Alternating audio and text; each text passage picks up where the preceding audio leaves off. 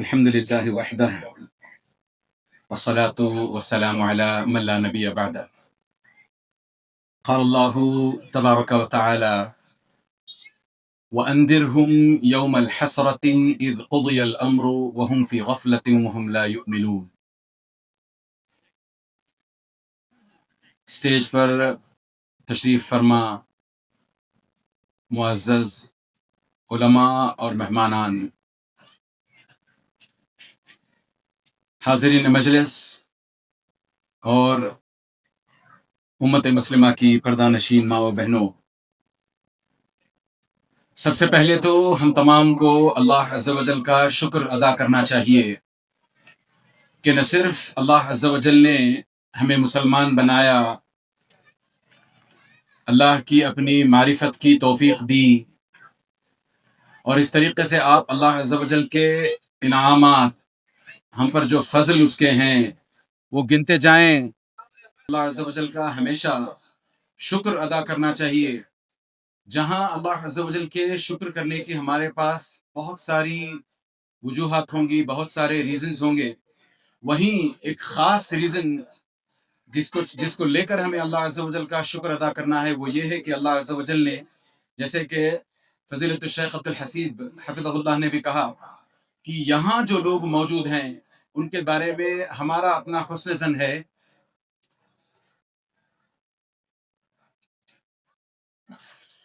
تو جیسے کہ شیخ محترم نے بھی کہا کہ یہاں جتنے لوگ بیٹھے ہیں ان کے تعلق سے ہمیں نہ صرف یہ حسن ظن ہے بلکہ یقین ہے کہ وہ اس نشے والی بیماری کے شکار نہیں ہیں، تو اس حساب سے بھی ہمیں اللہ عز و جل کا شکر ادا کرنا چاہیے۔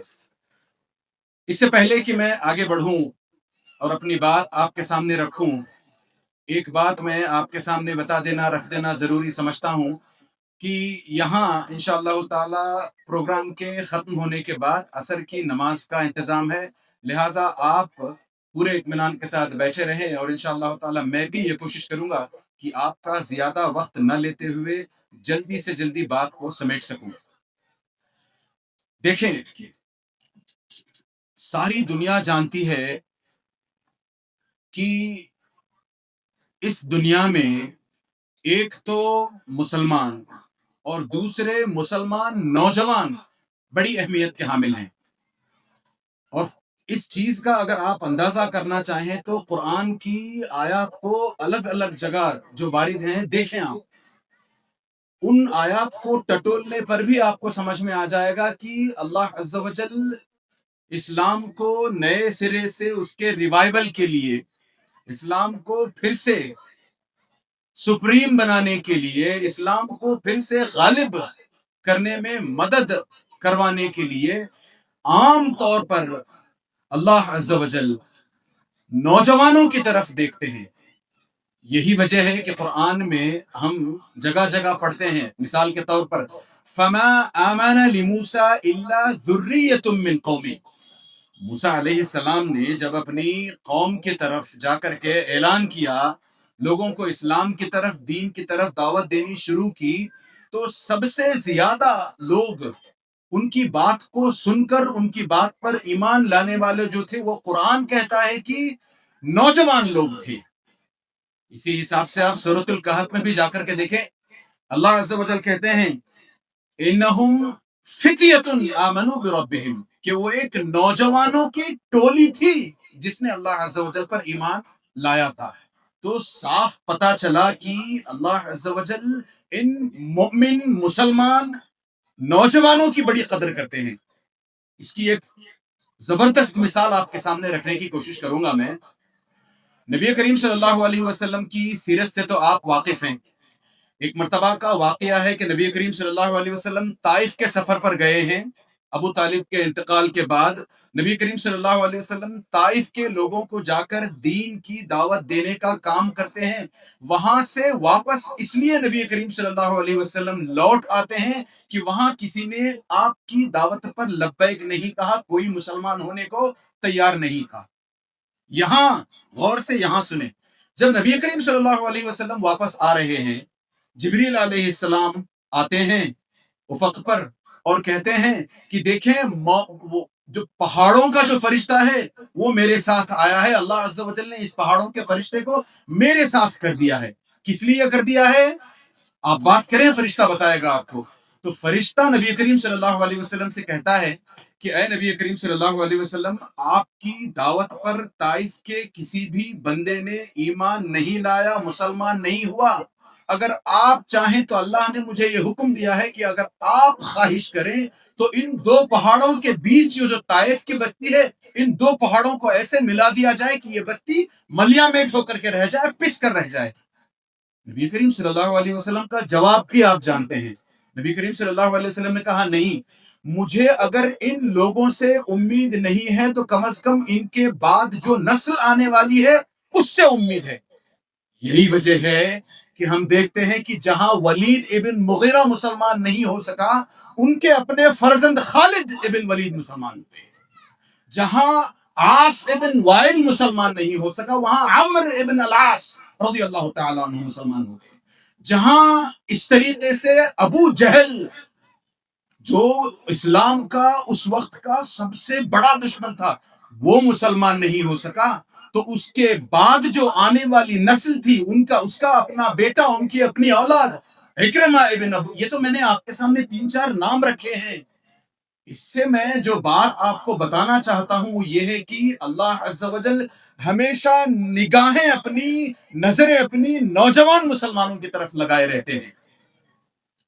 یہی وجہ ہے کہ اس وقت کو یاد کریں، احد کا وہ واقعہ، احد کی وہ جنگ. میں پھر سے آپ کو، جیسے میں نے سنکشیپ میں آپ کے سامنے طائف کا واقعہ رکھا، ویسے ہی احد کا واقعہ بھی بڑے سنکشیپ میں آپ کے سامنے رکھنے کی کوشش کروں گا. احد کا جو واقعہ ہے، جو جنگ ہے، اس میں ایک پوائنٹ ایسا آیا تھا کہ نبی کریم صلی اللہ علیہ وسلم، ابو بکر رضی اللہ عنہ، عمر رضی اللہ عنہ، سب پہاڑی کے اوپر موجود ہیں. یہاں نیچے سے ابو سفیان اور ابو سفیان کے ساتھ جو مشرکین ہیں وہ نیچے ہیں، خیمہ لگائے ہوئے، یہاں پر کیمپ لگائے ہوئے ہیں وہ. اور ایک پوائنٹ پہ آپ کو پتا ہے یہ واقعہ کہ ایک پوائنٹ پہ افواہ اڑی تھی کہ نبی کریم صلی اللہ علیہ وسلم کا انتقال ہو گیا، ان لوگوں نے نبی کریم صلی اللہ علیہ وسلم کو قتل کر دیا، ایسی افواہ چلی. اب یہ جیسے ہی ابو سفیان کو اس چیز کی خبر ہوتی ہے، ابو سفیان فوراً آواز اونچی کر کے، تاکہ پہاڑ کی اونچائی تک، اس چوٹی تک آواز پہنچے، وہاں جو لوگ ہیں مسلمان وہ آواز سن لیں، اس حساب سے زور سے کہتا ہے افیکم محمد، کیا تمہارے درمیان محمد زندہ ہیں؟ نبی کریم صلی اللہ علیہ وسلم نے کہا لا تجیبو، جواب مت دو، خاموش رہو. پھر اس کے بعد جب دو بار، تین بار جب اس نے پکارا، آواز نہیں آئی، افیکم ابن ابی قحافہ، کیا تمہارے درمیان ابو بکر موجود ہیں؟ جواب مت دو. نبی کریم صلی اللہ علیہ وسلم نے کہا، جواب نہیں آیا. پھر سے چیخ کر افی القوم یب ابن الخطاب، کیا قوم کے اندر، آپ لوگوں کے اندر ابن خطاب موجود ہے؟ یعنی عمر کی بات ہو رہی ہے. نبی کریم صلی اللہ علیہ وسلم نے جواب نہیں دیا. اب جب ابو سفیان نے یقین کر لیا، ابو سفیان کو تھوڑا سا یقین ہونے لگا کہ ہاں جواب تینوں کا، اور ایک بار نہیں پوچھا، تینوں کا نام اس نے دو تین بار لیا ہے، ایک بھی جواب نہیں آ رہا ہے. تو اس کو اب لگنے لگا کہ اب یہ لوگ نہیں بچے ہیں، لہذا اس نے فوراً چلا کر کہا اولو ہبل، یعنی ہبل بلند ہو، عزا بلند ہو، لات بلند ہو. یہاں جو میں پوائنٹ آپ کے سامنے رکھنا چاہ رہا ہوں وہ یہ ہے کہ جیسے ہی ان مشرکین کو لگا کہ یہ تین بڑے بڑے اسٹالورٹ، یہ تین بڑے بڑے دگج دین کو آگے لے جانے کے لیے نہیں ہیں، تب انہیں لگا کہ یہ جنگ جیت سکتے ہیں. اسی طریقے سے آج کے غیر مسلم، خاص طور سے، میں تمام غیر مسلموں کی بات نہیں کر رہا، یہ جو خاص طور سے ڈرگز کے کاروبار کو، نشے کے کاروبار کو آگے بڑھانا چاہتے ہیں، ان کا اپنا آبجیکٹو یہ ہے، ان کا اپنا مقصد یہ ہے کہ ہم مسلمانوں میں سے کوئی بھی نہ محمد پیدا ہو، نہ ابو بکر پیدا ہو، نہ عمر بن خطاب پیدا ہو صلی اللہ علیہ وسلم رضی اللہ عنہ.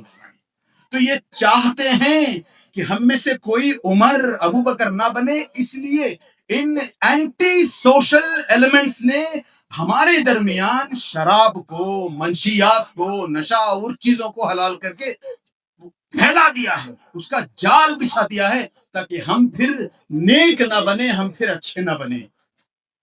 ہم مسلمان ہیں، ہم صرف اس دنیا کے لیے نہیں پیدا کیے گئے۔ دیکھیں، ہم میں سے ہر کوئی چاہتا ہے کہ لمبی زندگی جیے، اور جس طریقے کا شارٹ کٹ ہم لوگ عام طور پر نشہ کرتے ہوئے لینا چاہتے ہیں، اس سے تو ہمارا جس قسم کا نقصان دنیا کا اور آخرت کا ہے، اس پر الگ سے روشنی ڈالی جا سکتی ہے۔ میں پھر سے تیسرا پوائنٹ جو آپ کے سامنے رکھنے کی کوشش کر رہا ہوں، وہ یہ ہے کہ ہم میں سے ہر ایک انسان، صرف مسلمان نہیں، ہم میں سے ہر ایک انسان چاہتا ہے کہ لمبی زندگی جیے۔ اگر صحت بحال ہو، ہیلتھ ایشوز نہ ہو، اور پیسہ ٹھیک ٹھاک ہو، تو وہ شخص چاہے گا کہ جیتا رہے، بس موت نہ آئے، جیتا رہے جیتا رہے جیتا رہے۔ یہی وجہ ہے کہ آدم علیہ السلام کو گمراہ کرنے کے لیے اسی ٹوکنزم کا بہانہ لیا، اسی چیز کا بہانہ لیا شیطان نے کہا آپ ہمیشہ رہنا چاہتے ہو، هل ادلک علی شجرۃ الخلد وملک لا یبلی، میں آپ کو ایک ایسے درخت کی طرف لے کر چلتا ہوں کہ اگر آپ اس سے کھاؤ تو آپ ہمیشہ رہنے لگو گے۔ یعنی پتا چلا کہ انسان ہمیشہ رہنا چاہتا ہے، اور اللہ عز و جل اس بات کو بخوبی جانتے ہیں۔ الا یعلم من خلق، جس نے ہمیں پیدا کیا، کیا وہ ہماری بابت نہیں جانے گا؟ یقیناً جانے گا۔ لہٰذا اللہ سمجھتے ہیں، اللہ کو پتا ہے کہ ہم ہمیشہ رہنا چاہتے ہیں۔ اس ہمیشگی کی زندگی کا انتظام اللہ عز و جل نے کچھ اس طریقے سے کیا ہے کہ اگر ہم اس دنیا میں اس رب کائنات کے سارے احکام کو ٹھیک ٹھاک مانتے ہوئے، ان پر چلتے ہوئے زندگی گزاریں گے، تو آخرت کی جو اگلی جو زندگی ہوگی، وہاں ہم ہمیشہ ہمیشہ رہ سکیں گے۔ ورنہ پھر ماجرا یہ ہوگا، جیسے میں نے آپ کے سامنے ابتدا میں یہ آیت پڑھی تھی، وَأَنذِرْهُمْ يَوْمَ الْحَسْرَةِ، نبی کریم صلی اللہ علیہ وسلم لوگوں کو حسرت والے دن سے خبردار کیجئے، ڈرائیے۔ یوم القیامہ کا ایک نام یوم الحسرہ بھی ہے، یعنی اس وقت نہ صرف غیر مسلمین بلکہ کئی مسلمان بھی حسرت کریں گے۔ غیر مسلمین یہ حسرت کریں گے کہ کاش میں نے اپنی دنیا میں اللہ عز و جل کو پہچانا ہوتا، صرف اس کی عبادت کی ہوتی، گندے کاموں سے بچا ہوا ہوتا۔ وہی مسلمان بھی یہ حسرت کریں گے، کئی مسلمان کی کاش میں نے اپنی زندگی میں اور نیک عمل کیے ہوتے۔ میں یہ تمام باتیں اس لیے آپ کے سامنے رکھنے لگا ہوں، یہ بتا اس لیے رہا ہوں کہ دیکھیں، عام طور پر یہ یہاں سے تھوڑا دور چلے جائیں، آپ کو بڑا سٹی بنگلور دکھائی دے گا، بنگلور ملے گا۔ آپ وہاں پر عام طور پر کئی ساری ٹریفک وائلیشنز دیکھتے ہیں، سگنل جمپ کر کے نکل جانا، ہیلمٹ ضروری ہے تو ہیلمٹ نہیں پہننا، کار کا سیٹ بیلٹ اگر ہے، کار چلا رہے ہیں پھر بھی سیٹ بیلٹ نہیں پہننا، ہاں، اور اوور سپیڈ کر کے نکل جانا۔ کبھی غور کیا ہے کہ یہ انسان جو اس طریقے سے رول بریک کرتا ہے، ان سگنلز کو جمپ کرنا، اس طریقے سے دوسرے ٹریفک وائلیشنز کرتا کیوں ہے؟ وہ اس لیے کرتا ہے کہ اس کے دماغ میں یہ ہوتا ہے، ایک چھوٹا سا کیڑا اس کے دماغ میں ہوتا ہے جو یہ اس سے کہتا رہتا ہے کہ جس بندے نے یہ قانون بنایا نا کہ 80 پہ چلاؤ، 60 پہ چلاؤ، بیلٹ پہن کے چلاؤ، ہیلمٹ پہن کے چلاؤ، وہ بھی تو مجھ جیسا ایک انسان ہے، اس کی بات میں کیوں مانوں؟ میں سمجھ سکتا ہوں، مجھے اندازہ ہے کہ مجھے اپنا کیئر کیسے کرنا ہے، مجھے اپنی حفاظت کیسے کرنی ہے اس حساب۔ حالانکہ یہ غلط ہے۔ اس بندے کو اگر بٹھا کر سمجھایا جائے کہ دیکھو، اس میں صرف تمہاری اپنی جان کے خطرے کی بات نہیں ہے، کیا پتا اگر تمہارے ہاتھوں کسی کا نقصان ہو جائے، کسی کی جان چلی جائے، کسی کا مال چلا جائے، کسی کی گاڑی خراب ہو جائے، تو تم کہاں اس کے پیچھے اپنی زندگی میں مارے پھرو گے۔ اس طریقے سے لوگوں کو سمجھایا جائے تو کئی لوگ ہوتے ہیں سمجھ جاتے ہیں۔ اسی حساب سے ہمیں بھی روٹ تک پہنچنا چاہیے۔ یہ جو نشے والی چیزیں ہیں، شراب ہو گئی، گانجا، چرس ہو گئے، میں آپ کے سامنے ایک بات رکھوں، نبی کریم صلی اللہ علیہ وسلم کا فرمان ہے، اذا ظہر الزنا والربا فی قریۃ فأحلوا أو فقد أحلوا عذاب الله بأنفسهم أو كما قال النبي صلی اللہ علیہ وسلم. نبی کریم صلی اللہ علیہ وسلم کا فرمان ہے، صحیح روایت ہے. نبی کریم صلی اللہ علیہ وسلم کہتے ہیں اگر کسی قوم میں، کسی قریے میں، قریے سے میری مراد صرف چھوٹا سا قریہ نہیں، کسی بھی ایریا میں، ہڈلی بولتے ہیں یہاں، پورا بولتے ہیں یہاں، پہاڑیا بولتے ہیں، کوئی بھی ہو، چھوٹی سی ایسی آبادی جہاں 4 گھر ہوں، ایسی کسی بھی جگہ، پھر بڑی جگہ تو اس میں آ ہی جائے گی، کسی بھی جگہ اگر یہ 2 چیزیں عام ہونے لگیں، ایک سود والے کاروبار، دوسرے زنا، تو نبی کریم صلی اللہ علیہ وسلم کا فرمان ہے کہ ایسا اگر ہونے لگے تو یاد رکھو کہ ان لوگوں نے خود اپنے ہاتھوں، اللہ عز و جل سے کہا ہے، اپنے ہاتھوں عذاب کی دعوت دی ہے. اللہ عز و جل سے کہا ہے کہ ہم پر عذاب برساؤ. عام طور پر، اچھا ایک چھوٹی بات کہتے ہیں پھر آگے بڑھتے ہیں. میں نے 2 باتیں آپ کے سامنے رکھی، کہا جس قریے میں زنا اور ربا یعنی سود والے کاروبار اور زنا جس قوم میں، جس قریے میں عام ہونے لگے، ان کے ساتھ یہ معاملہ ہوگا کہ اللہ عز و جل کہتے ہیں کہ دیکھو پھر انہوں نے اپنے آپ کو ہلاکت میں نہ صرف ڈالا ہے بلکہ عذاب کی دعوت دی ہے. یہ نبی کریم صلی اللہ علیہ وسلم نے کہا. یہاں ہمارے اپنے معاشروں میں دیکھیں 2 نہیں 5 ایسی چیزیں ہیں. یہ شراب، یہ ایک ہو گئی، اس میں ہم نے زنا اور ربا کی تو بات کر لی، تیسرا ہو گیا شراب، چوتھا ہو گیا جوا، 5واں موسیقی، اور اس طریقے سے گنتے جائیں آپ، پورنوگرافی، پھر ایڈلٹری، پھر نہ جانے ایسی کتنی چیزیں ہیں جو اس سوسائٹی میں ہم نے عام کر رکھی ہیں. تو اندازہ کریں اللہ عز و جل کا عذاب نہیں آئے گا تو اور کیا ہوگا.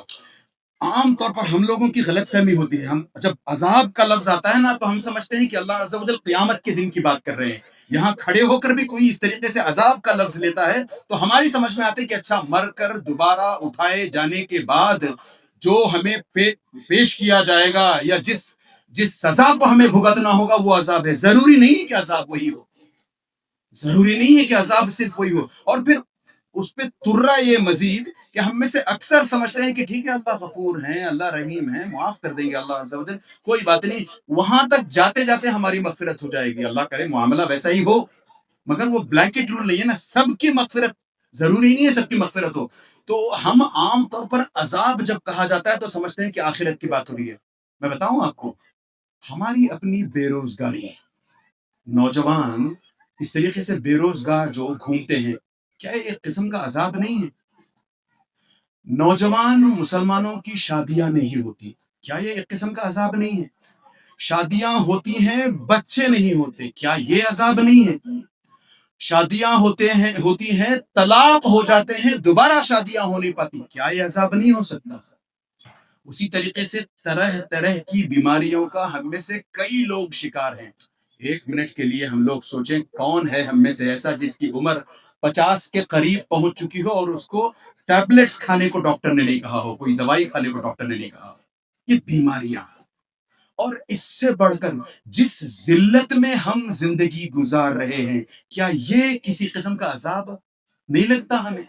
لہٰذا ہمیں جن پرابلمز کے ذریعے سے عذاب میں اللہ نے ہمیں مبتلا کیا ہے، ان پرابلمز کا روٹ کاز پتا کرنے کی ضرورت ہے. ہم عام طور پر ماں باپ کی کبھی نافرمانی نہیں کرتے. کیوں؟ کیونکہ ہر لڑکا سمجھتا ہے کہ نہیں، انہوں نے مجھے جنم دیا ہے، ان کی وجہ سے میں اس گھر میں ہوں، ان کی وجہ سے مجھے روٹی، کھانا پینا، رہنا سہنا، کپڑے سب ملے ہیں. عام طور پر ایسا ہوتا ہے. ارے ہمارے اپنے ماں باپ تو صرف ہمارے لیے روٹی، کپڑا اور مکان کا انتظام کرتے. اصل پیدا کرنے والا، ہمیں بنانے والا ہمارا اللہ، ہم سب کا رب، ہم سب کا مالک اللہ عز و جل ہے. اس نے ہمیں کیا کیا نہیں دیا، ذرا 1 سیکنڈ کے لیے جب ہم گھر جائیں، آئینے میں کھڑے ہونا ہم بہت پسند کرتے ہیں. آئینے میں کھڑے ہو کر کے تھوڑا سا اپنے آپ سے بات کر کے دیکھیں کہ اللہ عز و جل نے ہم پر کیسے کیسے انعامات کیے ہیں. ایک تو گناؤں، یہ جو انگوٹھا ہے کتنی بڑی نعمت ہے. ویسے سارے کا سارا بدن اللہ کی نعمت ہے، اسلام پر رہنا سب سے بڑی نعمت ہے. میں ایک چھوٹی سی بات بتاتا ہوں، یہ انگوٹھا نہ ہوتا کتنا پریشان ہوتا ہے انسان. ہم جس کھلی آب و ہوا میں رہتے ہوئے صاف کاربن ڈائی آکسائڈ کے بنا آکسیجن کا استعمال کرتے ہیں، انہیل کرتے ہیں، ایکسیل کرتے ہیں، یہ جو ہوا ہم سانس کے لیے لیتے ہیں، یہ اگر کسی دن کنٹامینیٹڈ ہو جائے، زندگی کیا ہوگی پھر؟ کاربن ڈائی آکسائڈ اگر ہمیں انہیل کرنا پڑے، وہ سونگھنا پڑے، زندگی کیا ہوگی پھر؟ تو اندازہ کرتے جائیں، سوچتے جائیں کہ اللہ عز و جل نے کیسے ہم تمام پر اتنے انعامات کیے ہیں، اور ان انعامات کا کرنے والا ہم سے کچھ تقاضے چاہتا ہے، ہم سے کچھ چاہتا ہے کہ ہم کچھ کریں. دیکھیں، میں نے وہ ٹریفک والے کی بات بھی کہی تھی آپ کے سامنے، ٹریفک وائلیشنز کو لے کر کے، اور اس بندے کو بٹھا کر سمجھایا جائے تو سمجھ میں آ جاتا ہے. اسی حساب سے جو لوگ نشے کے عادی ہیں، شراب، سگریٹ، یا پھر گٹکا، یا اس طریقے سے اور جو چیزیں ہیں، گانجا، چرس وغیرہ، اس کے جو لت میں پڑے ہوئے ہیں، اس کی، ان کے سامنے بس یہ چیز رکھنی ہے کہ بھئی آپ کی اپنی زندگی کے خود آپ مالک نہیں ہو. اللہ نے آپ کو یہ زندگی دی ہے، لہٰذا صرف اللہ کا حق ہے کہ آپ کی اپنی زندگی آپ سے لے لے. لہٰذا آپ اپنے آپ کو تباہی میں کیسے ڈال سکتے ہو؟ یہ چیز اگر ہمارے اپنے نوجوانوں کے دلوں میں ٹھونسی جائے، ان کو بیٹھا کر کے سمجھایا جائے کہ دیکھو، وہ جو جیسے ہمارے اپنے مقرر مشائخ نے بھی آپ کے سامنے باتیں رکھی تھی کہ کیسے شراب کا پیالہ آسانی سے انہوں نے چھوڑ دیا، کیسے، جبکہ ان کی گھٹی میں شراب پڑی ہوئی تھی. پتا ہے آپ کو، گڈ مارننگ، گڈ ایوننگ جیسے لوگ بولتے ہیں، ویسے اس وقت یہ ہوا کرتا تھا کہ اگر آپ کے گھر صبح سویرے کوئی مہمان آ جائے تو اس کو شراب پلاتے. وہاں کی ویسی عادت تھی. مگر نبی کریم صلی اللہ علیہ وسلم نے ان کے عقیدے پر ایسا کام کیا، خاص طور سے انہیں کہا، یہ بتلایا کہ دیکھو، جس رب نے تمہیں پیدا کیا ہے، جو رب تمہاری اپنی زندگی کا مالک ہے، جس کے چلتے تم کھاتے پیتے صحت سے ہو، پھولتے پھلتے پنپتے ہو، اس رب کا فرمان ہے کہ تم شراب چھوڑ دو. لہٰذا منہ سے آیا ہوا پیالہ بھی انہوں نے پھینک دیا. اس حساب سے ہم اپنے نوجوانوں کے ایمانیات پر کام کریں گے. الایمان باللہ وملائکتہ وکتبہ ورسلہ والیوم الآخر والقدر خیرہ وشرہ، ان تمام ڈسپلنز پر اگر ہم کام کریں گے تو بڑا پرابلم انشاءاللہ تعالی سالو ہو جائے گا. اگر ہم اس پرابلم کو ایسے ہی چھوڑ دیں، اس کی طرف فکر نہ کریں، تو اندازہ کریں ہماری اپنی سوسائٹی کا کیا ہوگا. میں نے آپ کے سامنے پہلے بھی کہا تھا کہ ساری امت، خاص طور سے امت مسلمہ، نوجوانوں پر اپنی نظریں ٹکائے ہوئے ہیں کہ یہ نوجوان جن کے اندر اتنا دم خم ہے کہ ہواؤں کے رخ موڑ دیں، ان نوجوانوں سے گزارش ہے کہ وہ اسلام کے قریب آئیں، اسلام پر مر نہیں، اسلام پر جی جائیں. اور یہ مسلمان نوجوان اگر اسلام سے دور ہوتے ہیں تو کس کی طرف نظریں اٹھائیں ہم؟ کس سے کہیں ہم کہ دین کی تبلیغ کا کام ابھی باقی ہے، اتمام دین کا کام ابھی باقی ہے، لوگوں میں جا کر کے دین پھیلانے کا کس سے کہیں ہم؟ نوجوان مسلمان اگر یہ پیچھے کی طرف ہٹ کر چلا جائے، اگر یہ گڈ بائے کہہ کر اسلام سے دور ہوتا چلا جائے، تو اگلی نسل تک ہم کچھ نہیں کر سکتے. یہ نوجوان چلے جائیں اگر، تو وہ نوجوان جو اگلی نسل میں ہیں وہ بھی اسی طریقے سے ٹھینگا دکھا کر چلا جائے، تو پھر اسلام کی بات کون کرے گا؟ خاص طور سے آج کے دور میں نے کہا نا، جتنی ذلت اس امت مسلمہ نے آج کے دور میں سہی ہے، شاید کبھی ایسا وقت اس امت مسلمہ پر نہیں آیا تھا. ہماری کوئی نہیں سنتا. کیوں؟ ہم نے اپنے ہاتھوں اپنی عزت گنوا لی ہے، اپنے ہاتھوں تباہی خرید لی ہے. لہٰذا ضرورت ہمیں اس بات کے کرنے کی ہے، یہ کام ہمیں کرنا چاہیے کہ ہم اپنے نوجوانوں کو سمجھائیں کہ دیکھو، جیسے مفتی صاحب حفظہ اللہ نے بھی بڑے اچھے انداز میں آپ کے سامنے رکھا کہ اللہ عز و جل نے ہمیں دوسری مخلوقات سے الگ، کمپلیٹلی ڈفرنٹ اس حساب سے بنایا ہے کہ ہمیں عقل عطا کی ہے. ارے بھائی، جس نے ہمیں عقل عطا کی ہے، کیا وہ نہیں جانے گا کہ ہماری عقل کو اس کی حفاظت کے لیے کون سی چیز اچھی ہے، کون سی چیز بری ہے؟ کیا اللہ عز و جل کو پتہ نہیں ہوگا؟ یہی وجہ ہے نا کہ ہمیں گانے، فلمیں، ناولز وغیرہ سے روکا کس لیے گیا ہے. کیونکہ پھر عام طور پر ہوگا یہ کہ بندہ گانے سنے گا، فلمیں دیکھے گا، فلموں میں کوئی ہیرو ہے، کوئی ہیروئن ہے، ہیرو بھی نہیں ہے، وہ سب بکواس بندر ہے، وہ سب ایکٹنگ کرتے ہیں. ہاں، تو ان جیسا اپنے آپ کو بنانے کی کوشش کرے گا، یعنی عقل کا استعمال چھوڑ کر کے کسی کی نقل میں چلا جائے گا، اس جیسا پہنے گا، اس جیسا اوڑھے گا، اس جیسا بولے گا، اس جیسا اپنے بال اپنا حلیہ بنا کر پھرے گا۔ یہی وجہ ہے کہ اللہ عز و جل نے شراب کیوں حرام کی اللہ عز و جل نے؟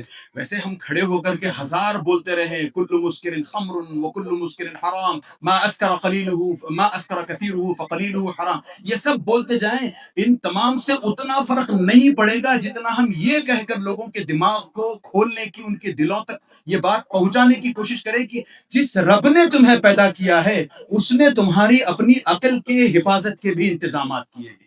یہی وجہ ہے کہ اللہ عز و جل ہم سے چاہتے ہیں کہ ہم ان بندوں میں شامل ہوں جن کے بارے میں اللہ عز و جل کہتے ہیں وَالْكَاظِمِينَ الْغَيْظَ وَالْعَافِينَ عَنِ النَّاسِ۔ پتہ ہے ہمیں غصے سے کیوں روکا گیا ہے؟ غصہ ایک حد تک انسان غصے کا استعمال کرتا ہے، غصے میں آتا ہے، مگر اللہ عز و جل نے جو لوگ اپنے غصے کو پی جاتے ہیں ان کو ٹاپ ناچ کے مسلمان کہا ہے۔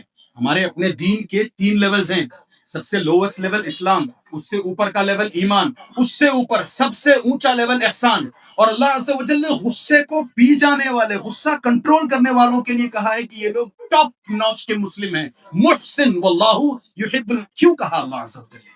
اللہ عز و جل نے اس لیے کہا کہ غصے میں انسان کئی مرتبہ کئی ایسی حرکتیں کرتا ہے جو اس کے عقل سے تعلق نہیں رکھتی، اسی وجہ سے غصے کو روکنے کو کہا گیا ہے۔ اسی وجہ سے جو لوگ بے عقل ہوتے ہیں نا، کئی بچے ہو جاتے ہیں جن کے بڑے ہونے کے باوجود بھی عقل نہیں ہوتی، کیوں ان پر نماز فرض نہیں ہے؟ کیوں ان پر دین کے احکام فرض نہیں ہے؟ کیونکہ ان کی عقل نہیں ہے۔ چونکہ ان کی عقل نہیں ہے اس لیے اللہ عز و جل نے ان کو مکلف نہیں کیا ہے۔ ایسے آپ دیکھتے جائیں، نہ جانے کتنی ایسی چیزیں آپ کو ملیں گی۔ مثال کے طور پر نبی کریم صلی اللہ علیہ وسلم کے زمانے میں عورتیں سب سے پیچھے کھڑی ہوا کرتی تھی نماز کو آتے ہوئے۔ کیوں؟ کیا وجہ ہے؟ ہونا تو ہمارے حساب سے ہم سوچتے ہیں کہ ہونا تو یہ چاہیے کہ پہلے مرد کھڑے ہوں، اس کے بعد عورتیں کھڑی ہوں، اس کے بعد بچے کھڑے ہوں۔ نہیں، نبی کریم صلی اللہ علیہ وسلم نے جب اس وقت صفیں بنوائی تو سب سے پہلے مرد تو تھے ہی، اس کے بعد بچے، پھر اس کے بعد عورتیں۔ پتا چلا کہ ہم اگر رکوع میں جاتے ہوئے دیکھیں کہ پیچھے ہمارے کوئی عورت کھڑی ہوئی ہے تو ہمارا نماز میں دل نہیں لگے گا، نماز میں ہمارا ٹھیک سے عقل کام نہیں کرے گی ہماری، لہذا عقل کی حفاظت ہو۔ اسی وجہ سے اللہ عز و جل نے طلب العلم فریضۃ علی، یہ جو کہا نا، ہماری عقل کی حفاظت کے لیے علم حاصل کرو۔ اسی وجہ سے اللہ عز و جل نے کہا انما یخشی اللہ من عباده العلماء، جن کو اللہ عز و جل کے تعلق سے، جن کو اللہ عز و جل کی معرفت حاصل ہوتی ہے، اللہ عز و جل کا علم حاصل ہوتا ہے، وہ سب سے زیادہ اللہ عز و جل سے ڈرتے ہیں۔ اس حساب سے ہماری اپنی عقل کے اللہ عز و جل نے انتظامات کیے ہیں، اس کا خیال رکھتے ہوئے ہمیں تھوڑی چیزیں، کچھ چیزوں کو ہمیں دھیان سے دیکھنا چاہیے کہ اگر میں شراب کے نشے میں، ڈرگز کے نشے میں، الٹی سیدھی حرکتوں کے نشے میں رہتا ہوں تو میری عقل سے میں پیدل ہو جاؤں گا، اور نہ جانے میں کئی ایسی الٹی سیدھی چیزیں کروں گا کہ پھر ہوش میں آنے کے بعد مجھے ان چیزوں پر پچھتاوا ہوگا۔ میں خود نہیں چاہوں گا ارے میں نے یہ کیا، مگر انسان کو جب تک لت پڑ چکی ہوتی ہے، اس وجہ سے وہ اس کے کرنے کے باوجود بھی، حالانکہ وہ تھوڑا سا غم زدہ ہو جاتا ہے، تھوڑا سا سیڈ سا ہو جاتا ہے، اچھا میں نے یہ کیا، I'm so sorry بول تو لیتا ہے، مگر پھر اس کے بعد وہی ڈھاک کے 3 پار۔ اس حساب سے ایک سیکنڈ کے لیے سوچیں، اگر ایک بندہ خودکشی کرتا ہے، حالانکہ اسلام میں خودکشی حرام ہے، مگر چونکہ میرا موضوع خودکشی نہیں ہے اس لیے میں اس پر بات نہیں کر رہا، سوچ کر دیکھیں اگر کوئی بندہ خودکشی کرتا ہے تو معاملہ صرف اس کے اور اللہ کے بیچ میں ہے۔ خودکشی اس نے کی ہے، اللہ عز و جل کے ہاں وہ پیش ہوگا، معاملہ صرف اس کا ہوگا۔ وہیں اگر کوئی بندہ نشے کا عادی ہو جائے، شراب کا نشہ ہو، گانجے کا نشہ ہو، چرس کا نشہ ہو، جوئے کا نشہ ہو، موبائل فونز کا نشہ ہو، گیمز کا نشہ ہو، پب جی کا نشہ ہو، PS4، یہ سب نشے کی چیزیں ہیں، الگ الگ قسم سے نشے ہوتے ہیں اس میں۔ تو ان تمام نشے کی چیزوں کا اگر کوئی استعمال کرتا ہے تو صرف خود ذمہ دار نہیں ہے، یعنی خود پر بات نہیں آتی، بات ساری سوسائٹی پر آتی ہے۔ لوگ ماں باپ کو انگلیاں اٹھا کر کہتے ہیں ارے تم نے اپنے بچے کی ڈھنگ سے تربیت نہیں کی۔ ان کا پھر فائنینشیل ٹربلز جو ہوتے ہیں، ان کو آپ کے دوا داروں کا انتظام کرنے کے لیے جو کچھ انہیں کرنا پڑتا ہے وہ دیکھیں پھر، اور ان کا اپنا جو ایموشنل لاس ہوتا ہے اس کو دیکھیں پھر۔ کتنی ایسی چیزیں ہیں. نہ جانے کیوں آج کا مسلم نوجوان شراب کے یا اس طرح سے دوسری چیزوں کے نشے میں پڑتا ہے. اس کا پھر دوسرا اس سلسلے میں بات بھی ہوئی ہے. پولیس کے ہتھے اگر یہ نوجوان چڑھ جائے جس نے شراب کی یا گانجے یا چرس کی عادت ڈالی ہو, تو پولیس کیسا برتاؤ اس کے ساتھ کرتی ہے, اس کا رہ کیا جاتا ہے, اس کی زندگی برباد ہو جاتی ہے, اس کا احساس نہیں ہوتا اس کو. اچھا, اگر کسی کی اس طریقے سے لت پڑنے لگے, خوب بگڑ جائے لت میں, خوب عادی ہو جائے, اس کا ایڈکٹیو ہو جائے اس چیز کو, خوب ایڈکشن ہو اس چیز کی, اس کو جب اس سے کہا جائے, سمجھایا جائے, ایونچولی اگر وہ سمجھ میں آئے بھی اس کو وہ بات, اس کو سمجھنے آنے بھی لگے وہ بات, تو withdrawal symptoms جو ہوتے ہیں نا, اچانک اس کو روکنے کو جب کہا جاتا ہے, کئی مرتبہ ایسا ہوتا ہے کہ اس کو ڈھنگ سے, طریقے سے, سلسلے وار طریقے سے, تدریج کے ساتھ گریجولی چھڑوایا نہ جائے تو کئی مرتبہ موت ہو سکتی ہے اس کی. اتنی ساری پریشانیوں کے جاننے کے باوجود بھی اگر کوئی مسلمان نوجوان اپنی آخرت برباد کرنے پر تلا ہے اور اپنی زندگی کی فکر نہیں کرتا, اس کا کیا؟ میں انشاءاللہ تعالیٰ 2-4 منٹ پہ بات سمیٹنے کی کوشش کروں گا.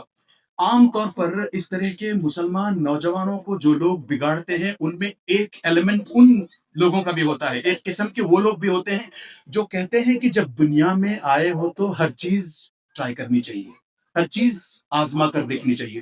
ان سے ذرا پلٹ کر جا کے کہیں, زہر آزماؤ, زہر پی کر دیکھو. جو لوگ ہمیں ورغلاتے ہیں کہ جب دنیا میں آئے ہو تو تھوڑا سا یہ بھی ٹیسٹ کر لو, تھوڑا سا گانجا, تھوڑی سی شراب, تھوڑا سا چرس, ان سے جا کر کہیں بھئی ہم یہ آپ کی ترکیب پر عمل کریں گے, پہلے ذرا آپ زہر تو پی کر کے دکھلاؤ. اپنی ماں کے ساتھ منہ کالا کرو گے نہیں, تو پھر یہ کیا بات ہوئی کہ سب کچھ ٹرائی کرو.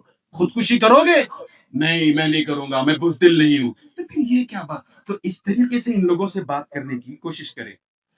اور یاد رکھیے, ہلکا سا کانٹا بھی ہمیں چبھ جاتا ہے تو فوراً پریشان ہوتے ہیں. کانٹا نہیں نکلتا, نوبت سرجری تک کی آئے تو دوڑ کر ہاسپٹل پہنچتے ہیں تاکہ اس کانٹے کو نکالا جائے, اس کا علاج کیا جائے. انسان 2 چیزوں کا کمبینیشن ہے, جسم کا اور روح کا. ہمارے اپنے جسم کو صحیح طریقے سے نشو و نما پانے کے لیے یہ ضروری ہے کہ ہم اچھی غذائیں کھائیں. اسی حساب سے ہماری اپنی روح کی تربیت کے لیے, روح کی نشو و نما کے لیے, اس کو پروان چڑھانے کے لیے, اس کو اس کی آپٹیمم ہیلتھ میں باقی رکھنے کے لیے یہ ضروری ہے کہ اس کا کنیکشن اللہ عز و جل سے پیدا کیا جائے. یہاں میں نے کہا ہلکا سا کانٹا چبھ جاتا ہے تو نہ صرف بچہ بلکہ ماں باپ, رشتہ دار پریشان ہو جاتے ہیں.